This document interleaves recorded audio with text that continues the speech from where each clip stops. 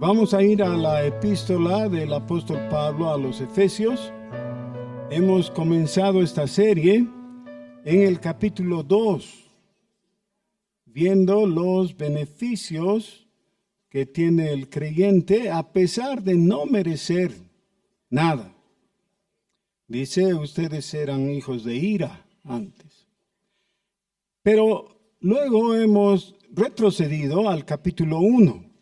Y en el capítulo 1, en los primeros versículos, es decir, hasta el 14, tenemos un himno, un cántico de alabanza y agradecimiento a Dios por los beneficios que Él ha tenido con nosotros. Concretamente, desde el versículo 3 hasta el versículo 14, el apóstol Pablo canta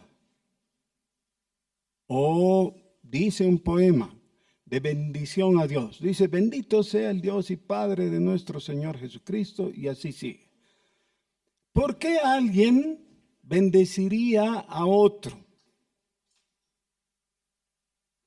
Obviamente a Dios, entonces, no nos suena mal, ¿no? Bendecir a Dios, claro que está bien, pero de todas maneras preguntamos, ¿por qué?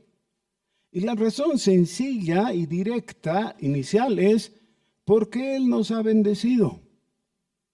Bendecimos a Dios porque Él nos ha bendecido.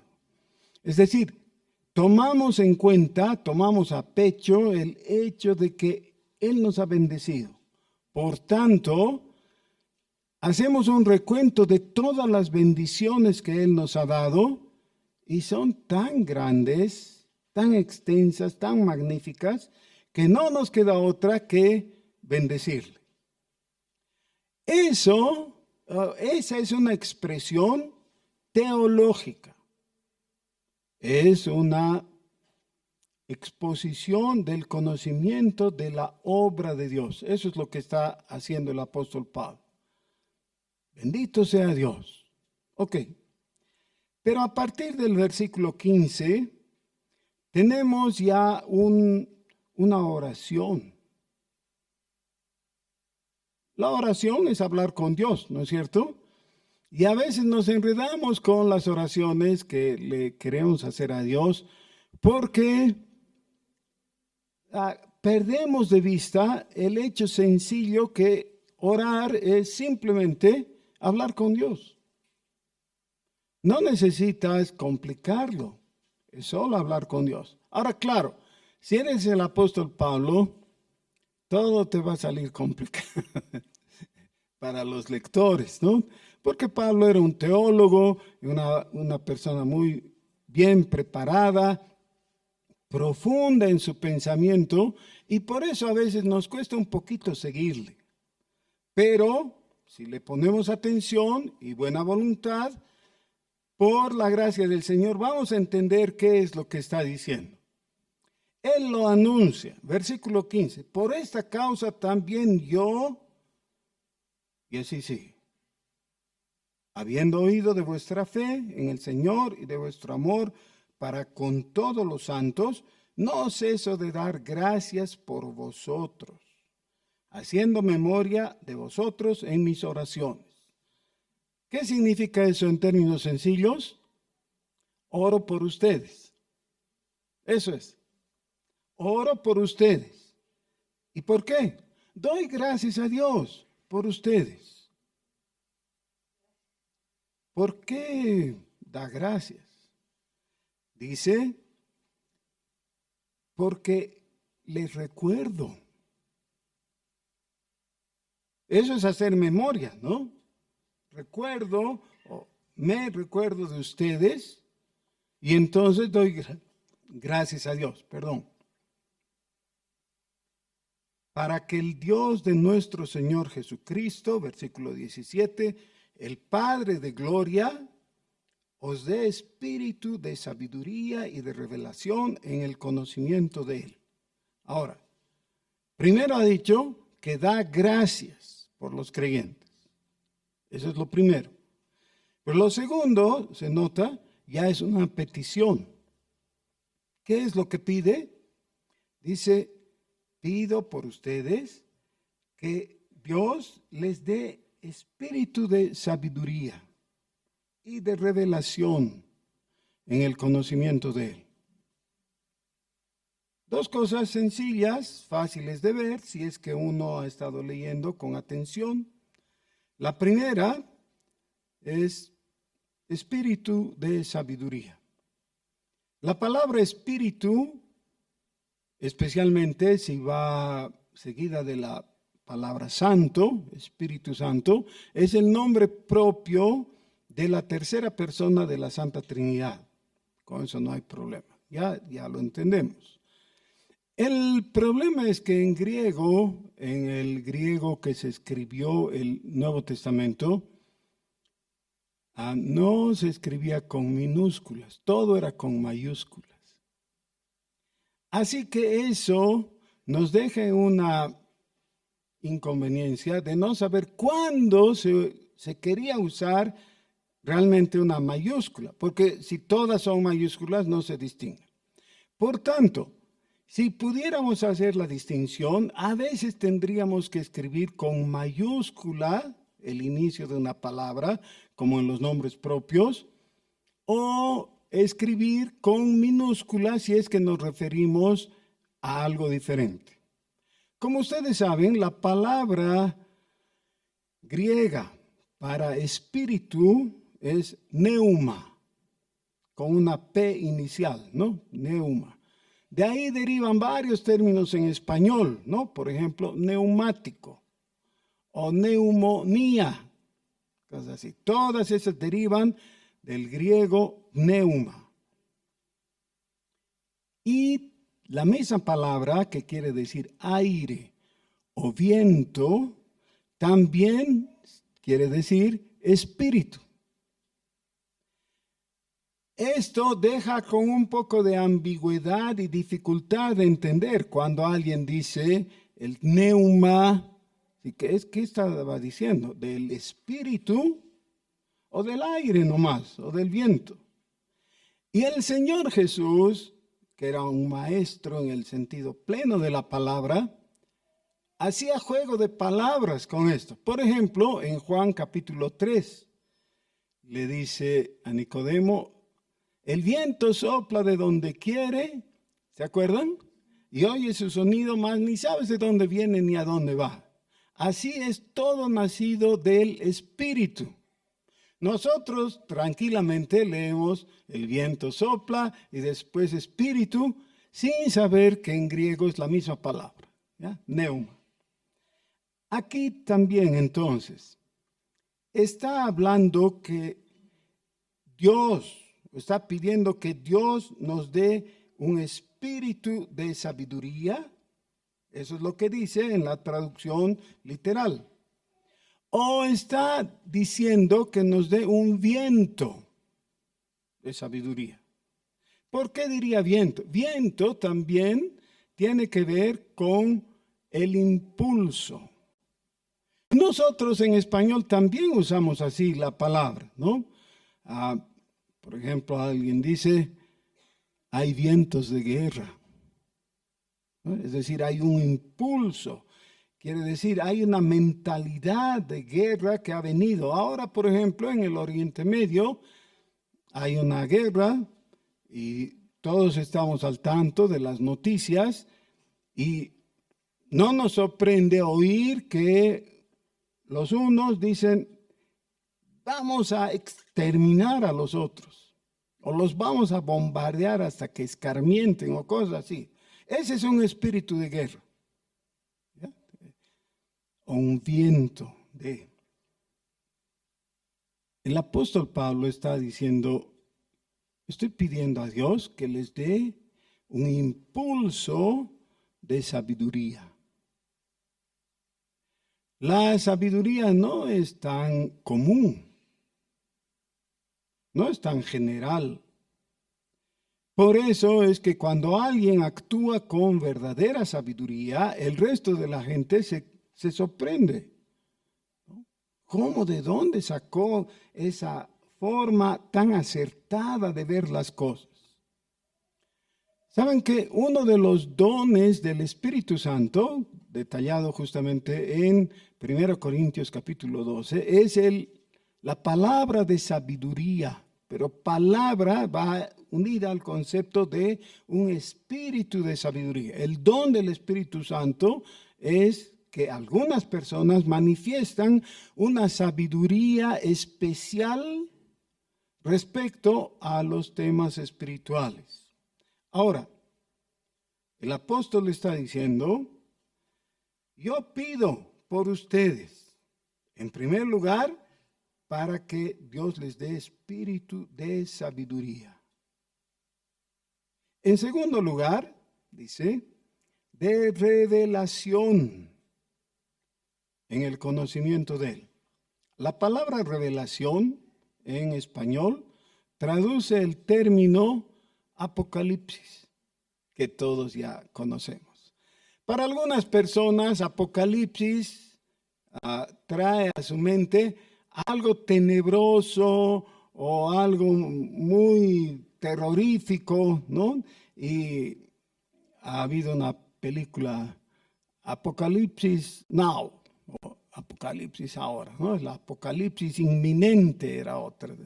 Ya, como que si hay apocalipsis hay que tener temor, pero ese no es el sentido básico de la palabra.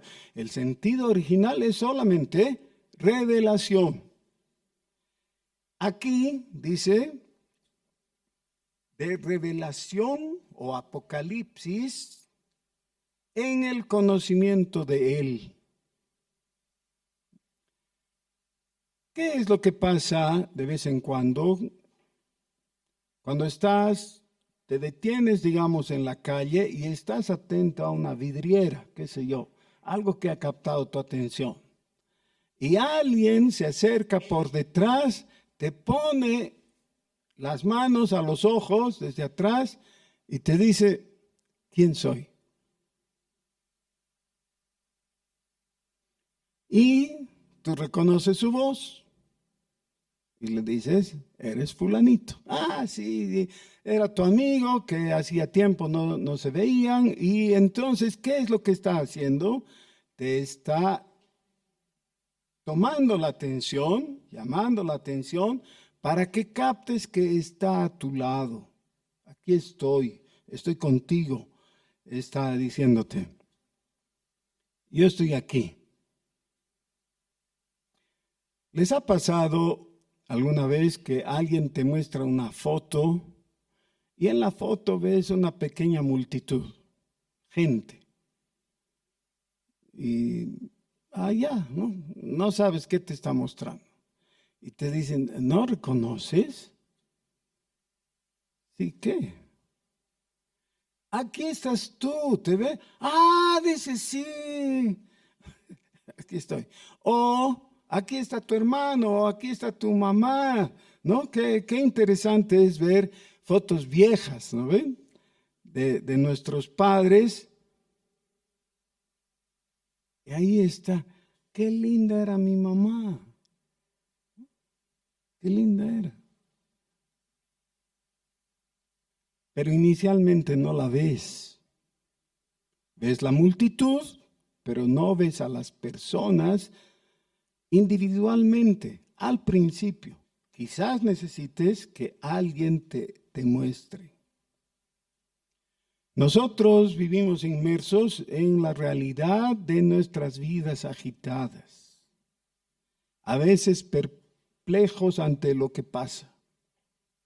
Y vemos las cosas suceder. Y de vez en cuando tenemos que reconocer, no entendemos lo que pasa. ¿Qué es esto? ¿Qué estamos viviendo? ¿Qué ocurre? Muchas veces, especialmente con respecto a la política, pasan cosas tan extrañas y de vez en cuando nos preguntamos, ¿por qué? ¿Qué es esto? Y de repente alguien nos señala un aspecto o un factor, un participante de todo eso que no habíamos visto. Y ahí está. El Señor Jesús es la razón de la creación de todo. Quiero repetir esto porque es sumamente importante. No se distraigan con nada, por favor. La razón para que Dios haya creado todo es Jesús. Eso es lo que dice Colosenses capítulo 1.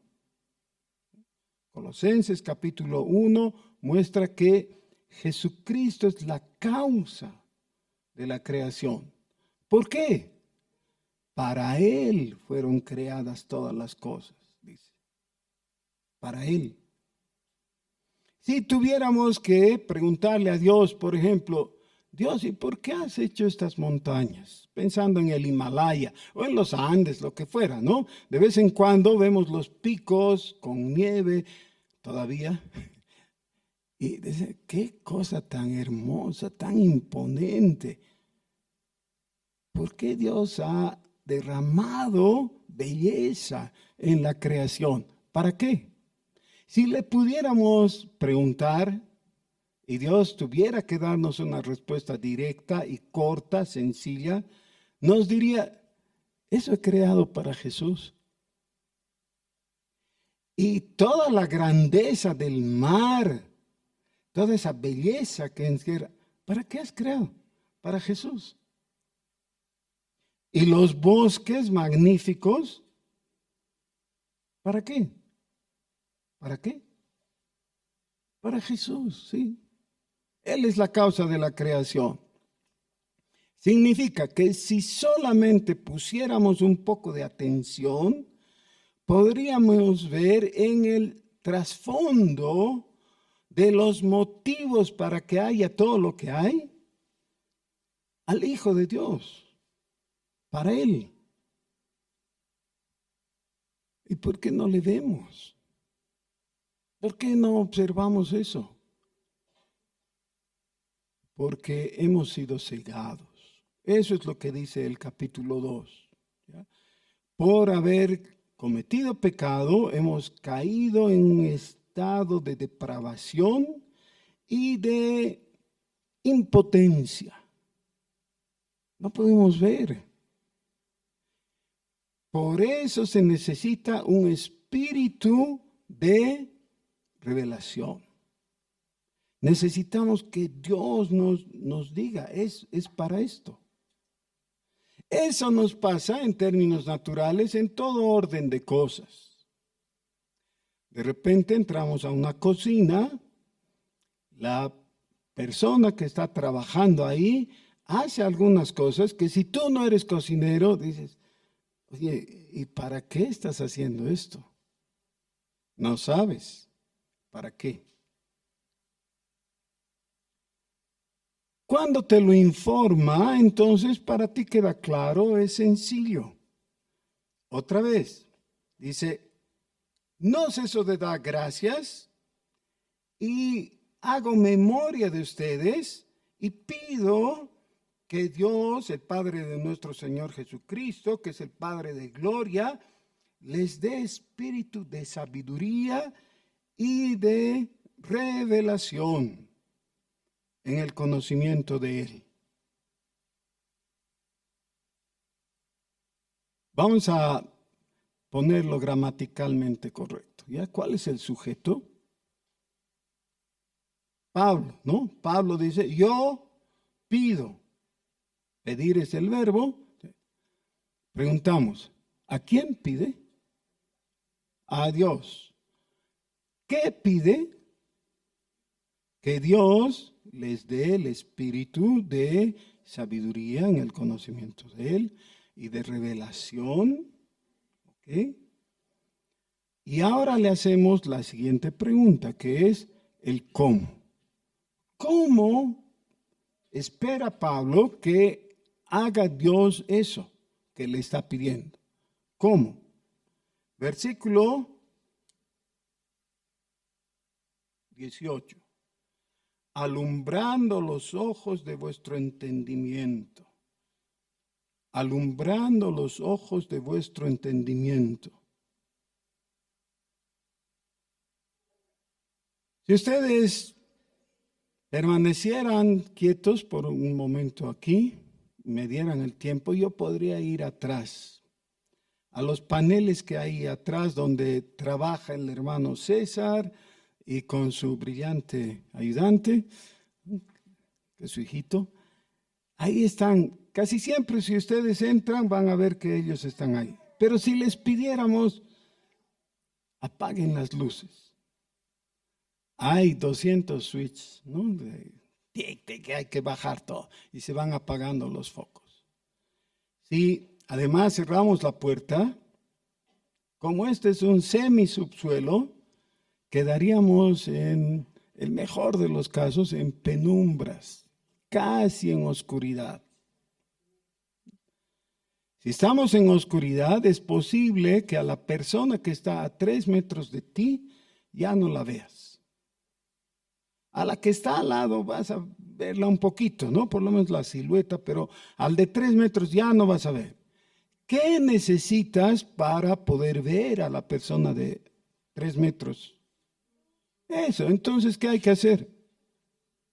Alumbrar. Claro, hay que volver a subir el switch. Es decir, que haya luz, que haya luz. En cierta ocasión, los fariseos que más o menos habían querido seguir a Jesús y que estaban dudando de hacerlo, ¿no? Iban y le escuchaban y le creían, pero también le criticaban, ¿no? Había un grupo de fariseos entre sus discípulos. Se quedan asombrados de una aseveración que hace Jesús. Eso está en el capítulo 9 del Evangelio de San Juan. Y le dicen, maestro, con eso nos estás insultando a nosotros. ¿Cómo dices que somos ciegos y que no vemos?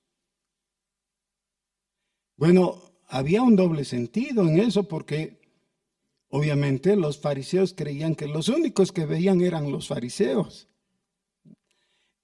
No en el sentido natural, en el sentido natural veían, claro, eran sanos, pero en el sentido espiritual. Ellos pensaban que eran los únicos que tenían ojos y podían ver espiritualmente, gracias al conocimiento de las Escrituras. El Señor Jesús les dice, porque decís, vemos, entonces tenéis culpa. Si ustedes fueran como los demás que no ven, no tendrían tampoco responsabilidad, pero ustedes dicen vemos. Entonces vuestro pecado permanece. Cuando nosotros nos jactamos de ver lo que los otros no ven, nos hacemos especialmente responsables. En términos comunes, esto se expresa a través de proverbios populares, ¿no? ¿Han oído ese proverbio? Tropecé de nuevo con la misma piedra. ¿Han oído eso? ¿Qué significa? Significa que alguien estaba caminando y no ve una piedra, entonces tropieza. Bueno, la siguiente vez, lo que uno espera, porque es de cuestión de sentido común, ya tiene que tener cuidado con la piedra. ¿Y qué tiene que hacer? Esquivarla, muy bien. Pero si no la esquiva y vuelve a tropezar con la misma piedra, ¿qué decimos? ¿Es un tonto o es un terco, un necio, que insiste en lo que sabe que no sale bien? Ya pues, ahí está la piedra. No tiene que otra vez hacer todo lo mismo porque va a tropezar de nuevo. Eso es lo que pasa.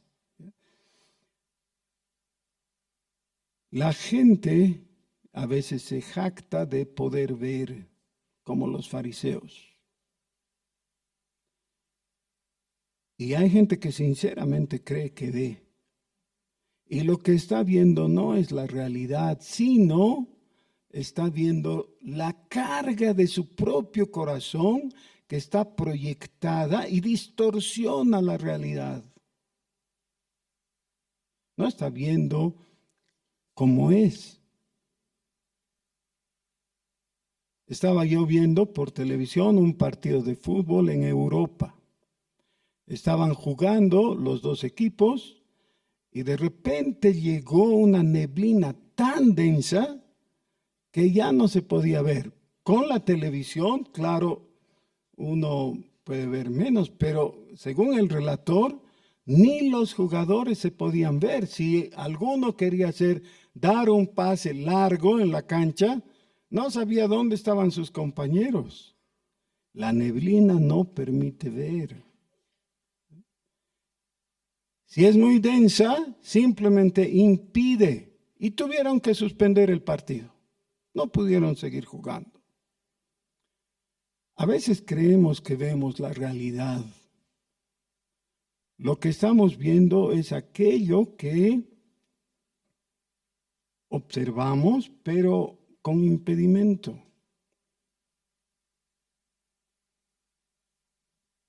Nuestros sentidos se convierten entonces en el impedimento mayor, especialmente cuando hay una carga subjetiva. Por ejemplo,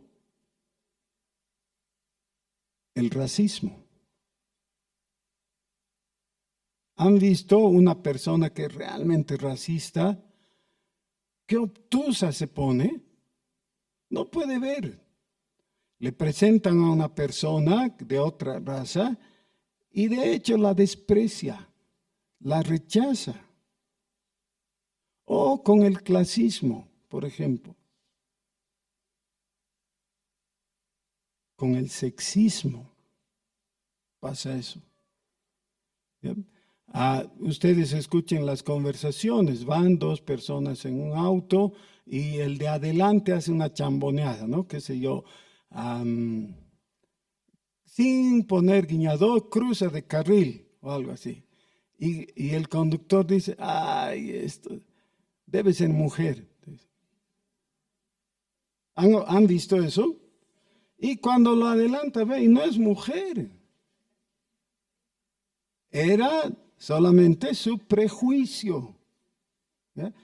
Es decir, él espera que cuando alguien hace una maniobra mal hecha, la haga porque es mujer. Bueno, tiene que tragarse sus palabras. Pero eso es lo que ocurre. Todo el tiempo estamos viendo cosas así. En los evangelios hay diálogos muy interesantes, ¿no? Por ejemplo, hay unos que dicen, cuando venga el Mesías, hará las mismas obras que hace este Jesús, es decir, sana enfermos, habla a la tempestad y ésta se detiene. ¿Quién puede hacer eso? ¿Acaso cuando venga el Cristo va a poder hacer lo que Él hace? La conclusión lógica es, Él es el Cristo, ¿no es cierto? Sí, pero ¿qué le responden los judíos? ¿Acaso de Galilea puede salir algo bueno? ¿Qué es lo que están manifestando? Su prejuicio.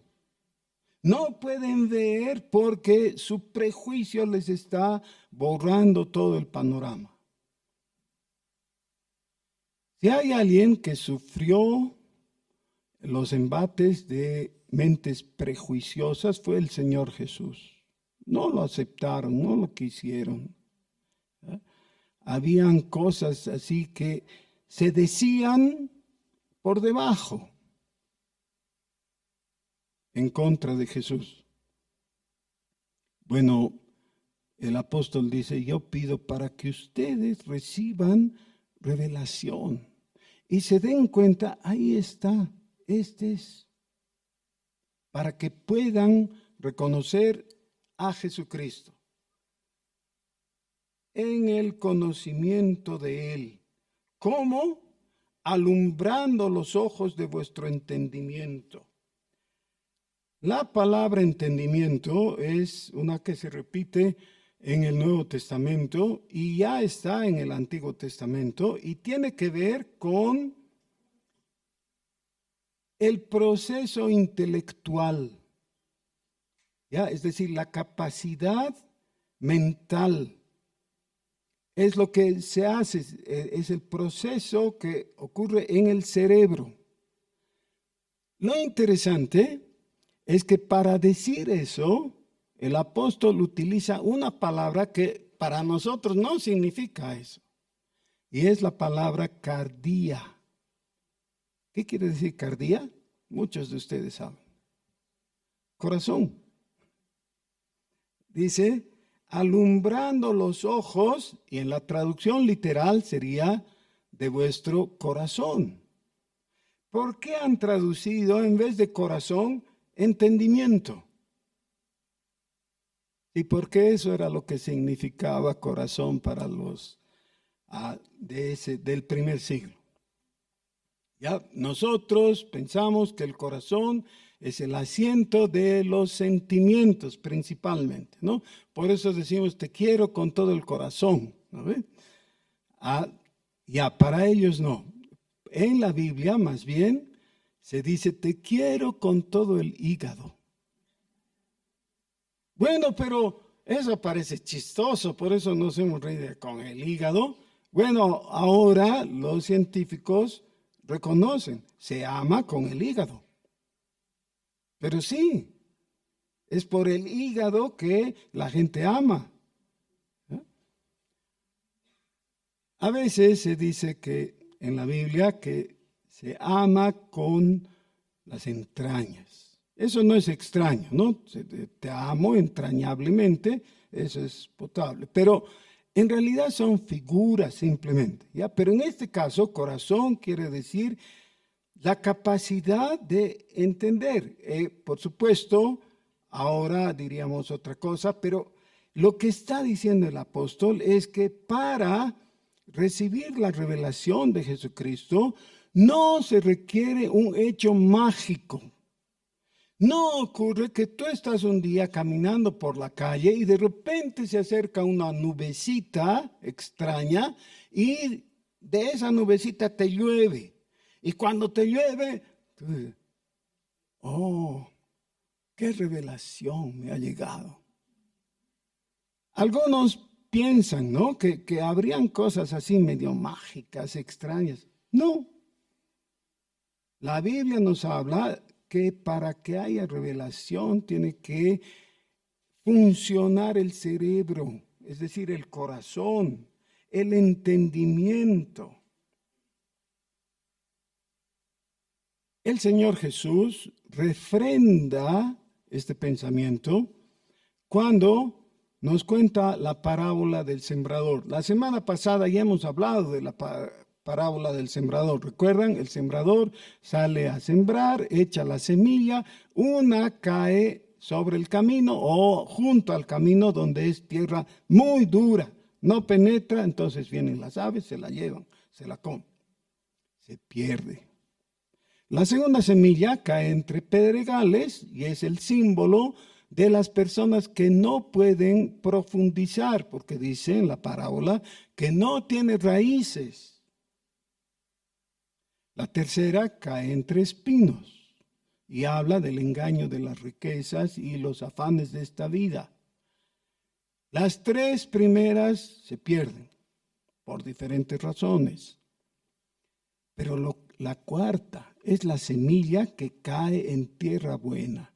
Y dice, la tierra buena representa el corazón de aquel que oye, entiende, cree y obedece. Ese es el que da fruto. A 30, 60 y a 100 por uno. Lo que estoy tratando de decir, el Señor Jesús estaba totalmente de acuerdo que para llegar a dar fruto de fe hay que entender. Lo mismo que ocurre en términos naturales. cuando uno de nuestros niños esté estudiando matemáticas, puede ir al profesor y decirle, profesor, no entendí. El profesor le dice, bueno, ok, siéntate, te voy a volver a explicar, y le explica, pero ¿con vista a qué? A que entienda. Tal vez se necesite una tercera o una cuarta vez, no importa. Pero todavía el requerimiento va a ser que entienda. El día del examen, el profesor no le va a decir al que no entendió, bueno, como no entendiste, no te preocupes. Déjalo, te voy a probar. Porque además tienes tan linda sonrisa, tan buena actitud, ¿no? Entonces te apruebo nomás. No, ¿ve? Tiene que examinarlo objetivamente. Si es que no entiende y reprueba el examen, lo va a aplazar, claro. Eso es. ¿Por qué entonces damos por sentado que alguien tiene razón cuando viene y te dice, ay, sabes, yo quisiera creer como tú crees, pero no me nace? Así, ¿y por qué no te nace? Es que no entiendo, es la Biblia tan larga, tan complicada, y hay cosas que, pero dime cuáles son esas cosas, vamos a leer, vamos a entender, porque la revelación de Dios en su palabra es para que entiendas. El apóstol dice, yo oro por ustedes para que ustedes reciban espíritu de revelación, para que entiendan. ¿Para qué? Para que entiendan.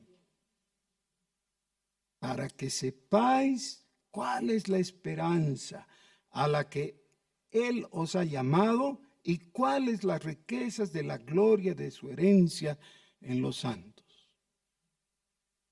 Es decir, para que te des cuenta que todo lo detallado en los versículos 3 al 14 no son para el otrito. A veces tomamos esa actitud, ¿no ve?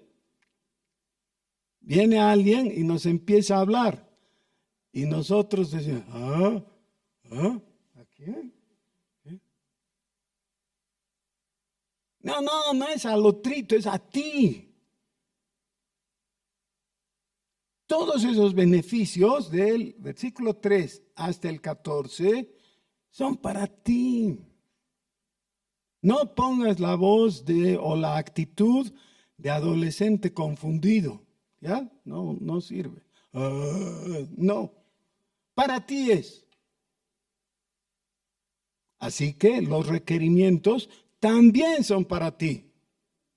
Para que tú tengas la luz, para que comprendas cuál es la esperanza a la que Él te ha llamado y cuáles son las riquezas de la gloria de su herencia en los santos. Los santos son los creyentes. Versículo 19. Y cuál la supereminente grandeza de su poder para con nosotros los que creemos, según la operación del poder de su fuerza. Y aquí tenemos dos dificultades. La primera, la redacción, que es demasiado educada, nosotros no hablamos así generalmente. Y la segunda, que la traducción no es muy precisa. Tenemos en primer lugar la palabra poder, que está expresada en diferentes formas. Dice en la primera oración, la cual la supereminente grandeza de su poder. La palabra en griego es dunamis, en realidad conjugada ahí es dunameos, pero deriva de dunamis y esta es la palabra que ha dado origen a nuestro término dinamita. Es el poder de Dios. Luego, en la última línea del versículo 19 dice, según la operación del poder. Y no es la palabra dunamis, es ishuo. Ahora hay un juego de palabras porque luego en el versículo 21 tenemos sobre todo principado y autoridad y poder otra vez. No se hagan problemas si no pueden recordar las palabras en griego y todo eso. Yo tengo anotadas, tengo mi chanchullo aquí en la Biblia, he anotado con lapicito, ¿no? Para recordar. ¿Qué está diciendo? Está diciendo en una forma complicada, sencillamente, que respecto a nosotros hay un poder magnífico, dado, otorgado por Dios para nuestro beneficio. Así que cuando tú dices, sí, no sé qué pasa, no puedo cambiar. O cuando se plantea un requerimiento de parte de Dios para que tú obedezcas, como por ejemplo, Dios dice que perdones. ¿No es verdad? El Señor Jesús dice, porque si tú no perdonas, no esperas que Dios te perdone. Tienes que perdonar. Si yo quisiera perdonar, pero no me nace otra vez. No, necesitas perdonar. Perdona nuestras ofensas, así como nosotros perdonamos a los que nos ofenden. O sea, no hay forma de esquivar, no hay forma de decir, bueno, Dios me comprende, ¿no? Tengo que odiar pues a alguien también, porque no, tienes que perdonar. Pero, no hay peros. ¿Cuál era el árbol prohibido en el huerto? Y no era manzana, ¿no ve? El fruto no era manzana, era pera. A partir de ahí el hombre le anda diciendo a Dios, pero esto, pero el otro. No hay peros. Cuando Dios te dice tal cosa, eso es así, listo. Tienes que perdonar. Cuando Dios requiere que le sirvas, dice, sí, cuando sea mayor, cuando sea más sabio, cuando tenga mi doctorado en teología, cuando, no sé, andas poniendo plazos, ¿no? Diferentes. No, si Dios te llama a su servicio, lo más sabio es que le sirvas. Si dices no puedo, eso está bien. Moisés también dijo. Varias veces le dijo a Dios, Dios, ¿yo quién soy para hacer eso? Es la labor a la que me llamas, es muy grande. Sí, pero Dios, ¿qué le responde? No importa quién eres. Así que no preguntes, pero ¿quién soy yo para ir a rescatar al pueblo de Israel? No digas eso. Pregúntate, ¿quién soy yo? ¿Quién es el que te está enviando? Dios te está enviando. Pero yo ni hablar sé, le dice Moisés. Sí, pero ¿quién ha dado lengua a los hombres? Le dice Dios. Así que, ¿cuál es la supereminente grandeza de su poder para con nosotros, según la operación del poder de su fuerza?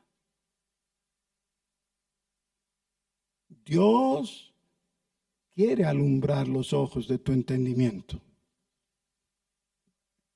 Necesitas abrir tu mente, tus oídos, disponer tu cuerpo, tu mente a servirle. ¿Oramos? Nosotros, Señor, estamos agradecidos porque nos sentimos incluidos en esta petición que el apóstol Pablo ha hecho ante ti a nuestro favor, a favor de los lectores originales, los efesios, pero nosotros también. estamos aquí, Señor, representados. Así que también nos damos por enterados de que tú has dispuesto la supereminente grandeza de tu poder a nuestro favor. Señor, pon en nosotros obediencia. La necesitamos, Padre. Ten misericordia. Ayúdanos, Señor. Impúlsanos con tu Espíritu.